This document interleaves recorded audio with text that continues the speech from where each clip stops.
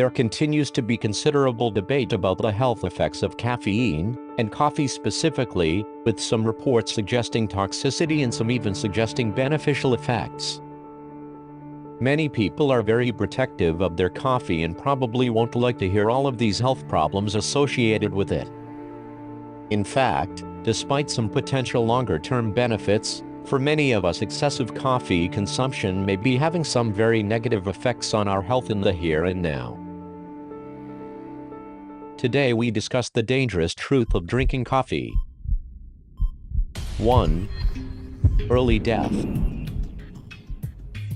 A recent updated study found that men who drank more than 4 cups of coffee had a 21% increase in all-cause mortality. New studies have proven that younger men who drank about 28 cups per week were 56% more likely to die prematurely. Younger women who drank that much coffee doubled their mortality risk compared to those who didn't. The risk was more than 50% higher in adults under 55 years old. Although drinking coffee does have several benefits, excessive drinking can cut your lifespan by 10% according to recent studies.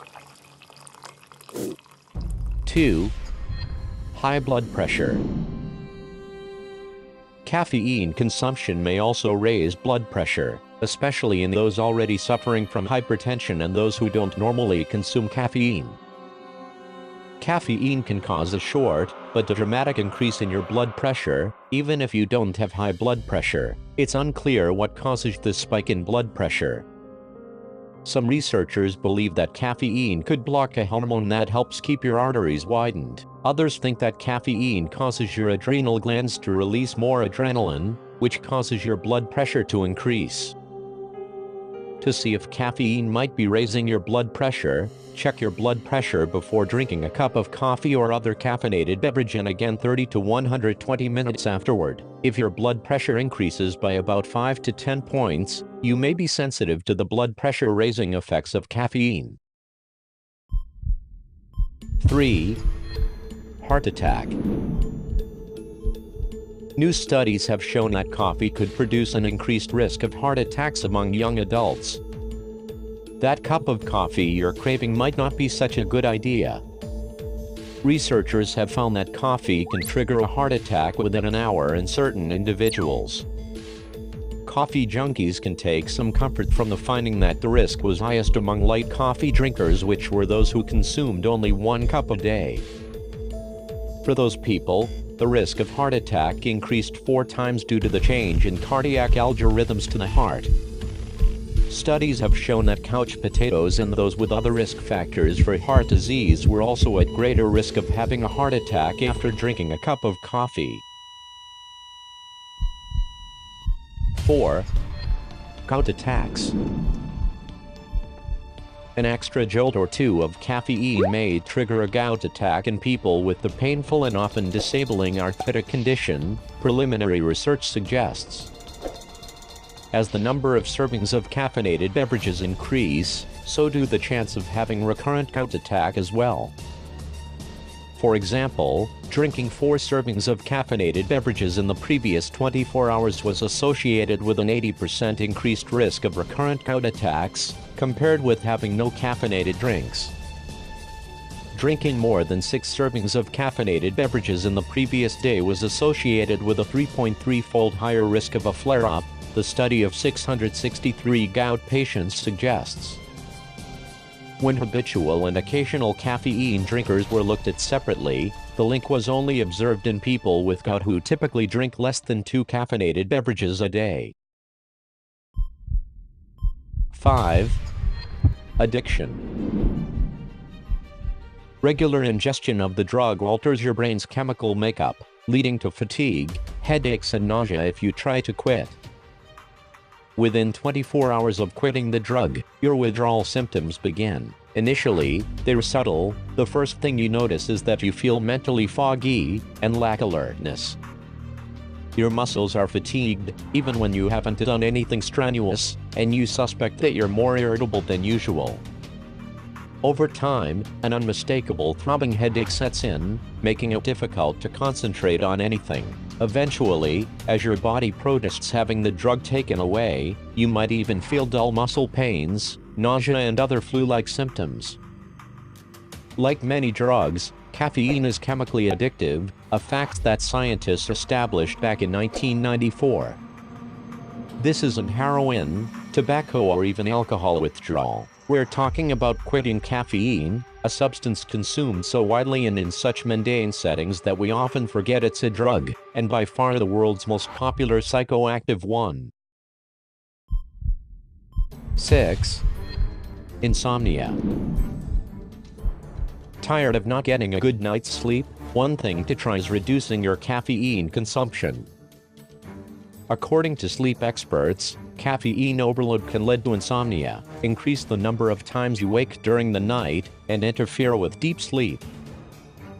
But people who consume more than 4 to 7 cups of coffee a day may experience sleep problems, in addition to other side effects like nervousness, restlessness, irritability, nausea, gastrointestinal problems, fast or irregular heartbeat, muscle tremors, headaches or anxiety. Because sleep loss has a cumulative effect, a few minutes of lost sleep each night can add up and interfere with your daytime performance at work. A normal impulse would be to use caffeine to remain alert throughout the day, but while you'll feel a temporary jolt, caffeine is no substitute for sleep. This habit can result in a vicious cycle of sleep deprivation. 7. Indigestion. Recent studies have shown that coffee increases stomach acid production, which could lead to indigestion as a normal side effect, or indigestion can occur as a result of gastroesophageal reflux disease, also called GERD. Because coffee contains a lot of caffeine, you may develop indigestion as a normal side effect. Caffeine affects your central nervous system and, as an ingredient in coffee, tea and chocolate, it increases stomach acid production. If you drink too much caffeine, you can develop heartburn, stomach pain, diarrhea, belching, lightheadedness, nausea, vomiting, irritability and sleeplessness. Cut your daily coffee consumption in half to see if that helps reduce your symptoms. However, if you're having regular digestive problems, especially gastroesophageal reflux disease or heartburn, some reliable medical sources say you should avoid coffee entirely.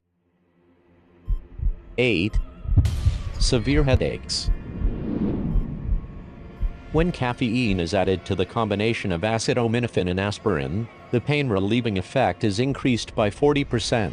However, there is another side to this story that you may not know about. Though caffeine does not directly cause headache, too much of the substance can trigger caffeine rebound. A caffeine rebound headache occurs from withdrawal of caffeine after a sufferer continually consumes too much of the substance. The most common caffeine headache, or, at least initially, is behind the eyes. From there, a caffeine headache may spread to the forehead and elsewhere on the head. Individuals may also experience flu-like symptoms, nausea, vomiting, muscle stiffness, dizziness, and even heart rhythm abnormalities if their bodies are suddenly denied a steady dose of caffeine. 9. Infertility. A new study has linked caffeine with miscarriages. Studies reveal that caffeine can reduce a woman's chances of becoming pregnant by a shocking 27%. People who drink more than a little caffeine when they're trying for a pregnancy are more likely to lose that pregnancy early on, the study found, and that goes equally for men or women. When either men or women drank 3 or more cups a day of caffeinated drinks before pregnancy, sodas, energy drinks or coffee, the woman was nearly twice as likely to lose that pregnancy early on. And if women consumed more caffeine after they conceived, they were also more likely to miscarry. In a recent study, both men and women who consumed at least 2 caffeinated beverages a day during the weeks prior to conception slightly increased the risks of a miscarriage. 10. Stress. Drinking lots of coffee will promote the release of the stress hormones cortisol, epinephrine and norepinephrine. We often say we need to drink coffee to give us energy, but for many of us, has it gone further than just energy and turned into a kind of jittery tension that is always on and makes it difficult to relax? Maybe it pushes you to get through the paperwork, but longer term the health implications of this kind of ongoing stress are significant. Turning on the stress hormones with a cup of coffee when you're eating also interferes with the digestive process. Finally, the caffeine in coffee is known to interfere with GABA metabolism. Gamma-aminobutyric acid is a neurotransmitter involved in regulating mood and stress levels. Your mood and your digestive system are surprisingly interrelated. Unfortunately, when you drink a lot of coffee, the high levels of caffeine in it can negatively affect both of them. And that is the dangerous truth.